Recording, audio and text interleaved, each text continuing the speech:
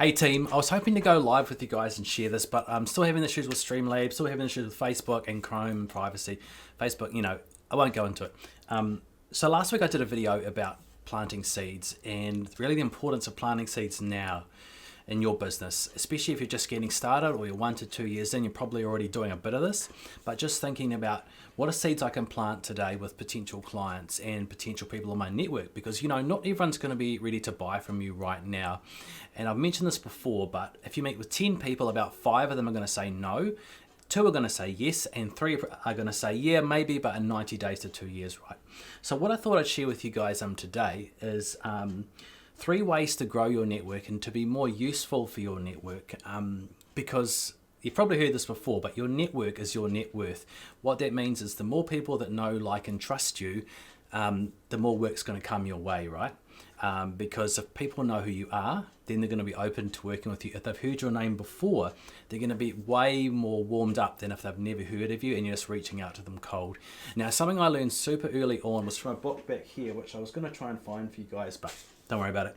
There's a book called The Luck Factor, and it was written by a psychologist. And what he found, actually, I think he was studying, it might have been psychology anyway, that doesn't matter.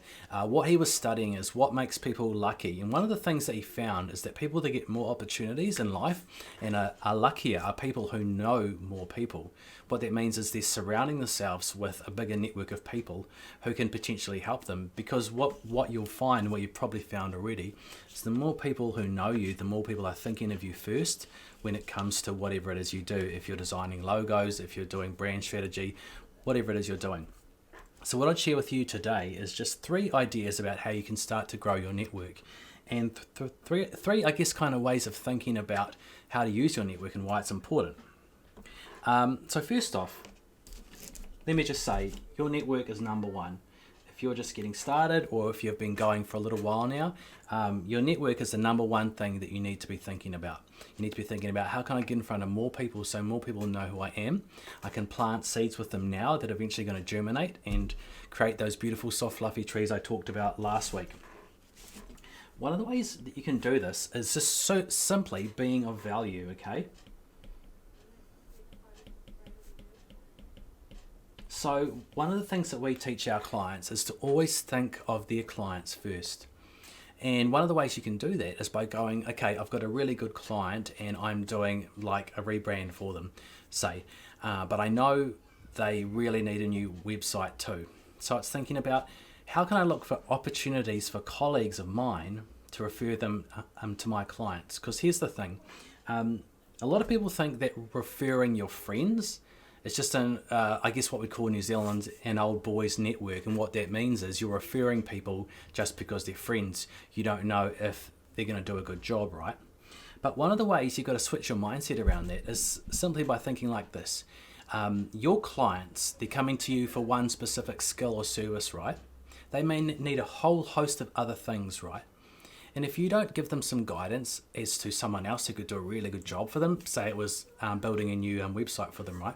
They might go and get a new website built by someone else who does a really bad job. So what you've got to think about is, what do my clients really need? What are they looking for aside from what I'm doing for them? And who are my friends, who are my colleagues, or people that I know that I can help out by saying, hey, look, I think it'd be worth you meeting with my colleague. He can do a great website for you. He's done a lot of work for my other clients. Would you be open to it? See, the mindset shift here is going, you're not just referring your friend because he's your friend.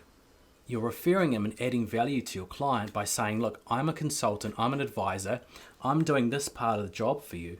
I might just specialize in one thing. So I'm going to do this part for you, but I'm going to help you out by saying, look, here's someone else who can do a great job at this other particular thing you might need.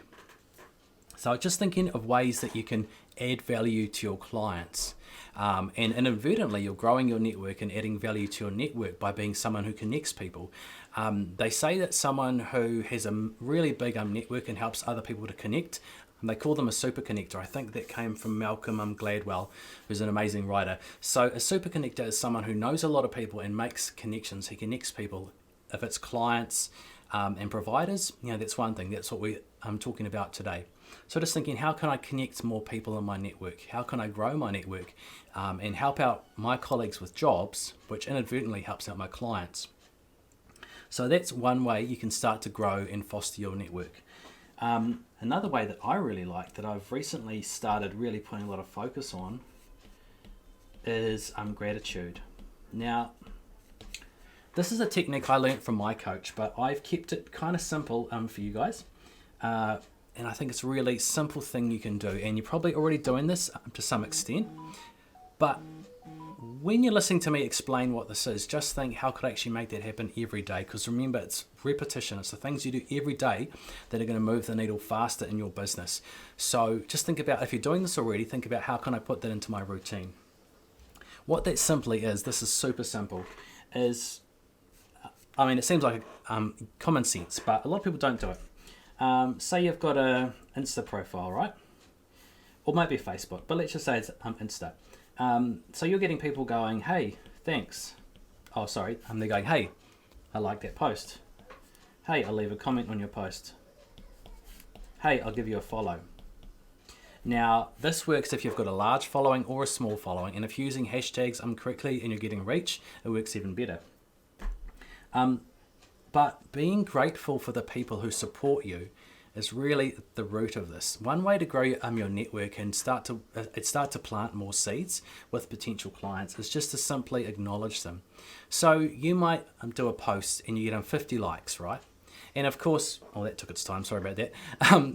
You might get 50 likes, right? And out of those 50 likes, you might get 2 potential prospects, right? So 2 people who you would like to work with. And it's just as simple as saying, hey, thank you so much for liking my post. I love your work too. Thank you so much for liking my post. I like what you did with this. What that's doing is it's a super simple little tiny, eeny-weeny little tiny thing, right? But it's just being grateful. But what it actually does is it opens the door, right? So if that client was thinking about working with you, or that client was thinking about you, maybe they'd forgotten about you, whatever the situation, that potential client, that prospect, suddenly you're front of mind with them again, and they go, oh, that's right, I've been meaning to message you. Or, hey, they just say, hey, no problem, I love your work, right? But what that does is it opens the door, so they might be really primed and ready to do a job with you right now, or they might be thinking of you in 6 months' time. But just by acknowledging them, you've opened that conversation, so when they do have a job for you, they're like, hey, that sounds great. I remember I just spoke to Hayden last week. I'll give him a message. So it's simply about being grateful. Now, something like just super practical for you guys is just to think, every time you get a like or a comment, or you do a new post on social, have a look at all the people who are engaging with you, and are any of those people potential prospects? If they are, just send them a quick message, say thank you so much for engaging with me. Make it personal. I love your work. I've been following you as well for a while. You're doing really cool stuff. It's a super simple thing. It's quite passive, but once again, it's starting to plant the seeds. And you'll be surprised. I did it the other week. There's a really cool store. I won't mention the name. I've been following them for a while. They've been following me for a while. Kind of like each other's content, blah, blah, blah. And the person who owns the store liked my post. And I said, hey, man, thank you so much for that. I really love your store. You guys got some really cool stuff. And he was like, oh, yeah, man. Yeah, totally. And actually, I've been thinking about, I want to do a collaboration with you. So can we have a conversation around that? So he might have been thinking about that for another 6 months. But simply by me opening the door and acknowledging him and being grateful, he's like, oh, sweet. And the timing's right now. Why not ask about it? So it's a super simple thing. You can be grateful and thank everyone, especially potential prospects. I mean, you've got to thank everybody, right? But thank potential prospects for any engagement you have on social. That's a really amazing, simple thing you can do every single day, just to start to plant those seeds for potential future clients. Now, the last point here is, this one is really about your mindset. And the way to do that, I guess the mindset shift I want you to consider is that every single sales call you have, I'm just going to call it a sales call. You might call it a discovery meeting or something like that, So you're meeting with someone for the first time. The the way that most of us think about these meetings is it's either a yes or a no, or it's a maybe and I'll never get round to it. But something that I learned really early on, and something that I really work on with my clients, is going, hey, look, these first meetings, they're not a yes or a no. Well, they are, but the way you got to think about every single call you have with a client, especially if it's your first initial meeting, is it's not always going to be a yes, it's not always going to be a no. Sometimes it's going to be a maybe, sometimes it's going to be the timing's right, or the timing's not right. But the way you got to think about it is, if it's not the answer you want at the end of that call, what we always say is it's a no for now, but it's not a no forever. And what that means is not every client you meet with is going to be ready to work with you right now. Not every client you meet with is going to have the budget to work with you right now, or to do the amount of work that you'd like to do. Like if you want to kind of pitch them for a full, kind of rebrand or whatever, they just want something super simple.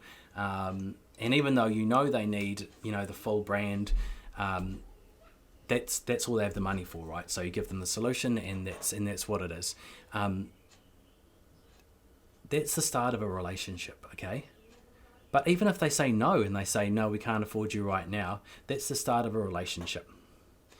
So what you've got to think about is when you meet with a client, if they don't give you the outcome you want, if they say no, don't feel dejected or rejected, because just remember, it's the start of a relationship. And I always tell this story. I've had so many clients over the years, and I can remember a handful of them. One of the first clients I ever met with, they were actually graphic design studio as well. Oh, they were they were studio then, and now they're an agency, a small agency. And I was really kind of nervous about the call. I sat down with them, and they said, look, it all looks good at the end of the day, but we can't really afford it right now, or we can't afford to work with you right now. I said, that's fine. Is it okay if I keep in touch? Can I add you to my newsletter? Can I touch base with you in a few months' time and see how things are going? Yep, sure, that's fine. And what I did is I created an expectation that, look, I'm going to keep in touch with you because things might change in the future. I did that. And this one actually took a long time. It took 2 years, but in 2 years' time, they said, hey, the timing's right. We want to work with you, and we want to invest in your training and your coaching, right? But like, for that whole story, the real idea I want you to consider is when you meet with a client, they may say no now, but that's usually only a no for now, okay?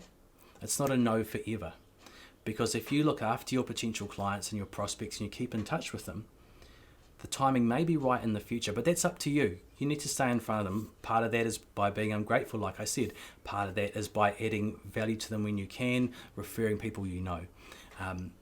It all comes back to planting seeds, right? Not everyone's going to say yes straight away. Not even everyone's going to be ready to work with you right away. But you shouldn't take that personally, because some people just don't have the money. Some people don't have the time or the resources right now.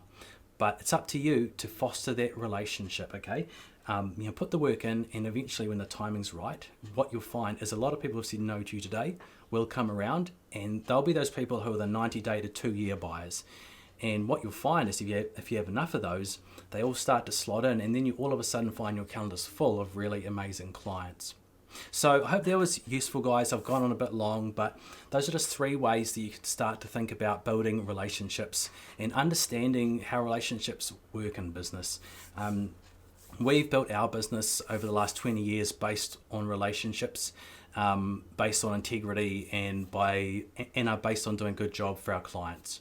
So one thing I want you to consider is no meeting is wasted. This is something I really learned, and I'll leave you guys with this. No meeting is wasted. If you meet with a colleague or a potential client or someone you don't know, you may think there's no opportunity there, and you may think I'm too busy to meet with you. But you've got to think, every time you're in front of someone who might be a prospect, a colleague, even if they're not a prospect, whoever they are, if they're in business, that's a potential opportunity for you to meet with someone who goes, I know Hayden, he does a good job. I know Jenny, she does a good job. So no meetings wasted. And if you're going to do anything else in your day apart from doing your creative work, just think, how can I focus time on building my own network, on building people who know, like, and trust me? Because remember, your network is your net worth. So I hope that was useful, guys. One more thing, we're launching a new program next month. It's called Creative Growth. It's going to be amazing. So if you want to know more, the main focus of this program is there's a few things we want to do, but we want to get our clients to $10,000 a month. at the end, not by the end of the program. It might be 90 days, it might be 6 months, but we're giving everyone the tools, the fundamentals, and the foundation for their creative businesses that they can get to that point a lot faster. Because we know, and I know from my own experience, you can learn all you want from watching videos on YouTube, talking to friends, but joining a program like this can really help accelerate your growth and get you to where you want to be faster. Because for us, it's not always about the money. It's not always about having $10,000 or whatever it might be. It's about finding good fit clients, fulfilling work, and having the work-life balance that we all want. So if you want to know more about creative growth, I'll give you all the details. Just comment below growth and I'll PM you with all the stuff. So take care, guys. Hope that was useful. Peace out. See ya.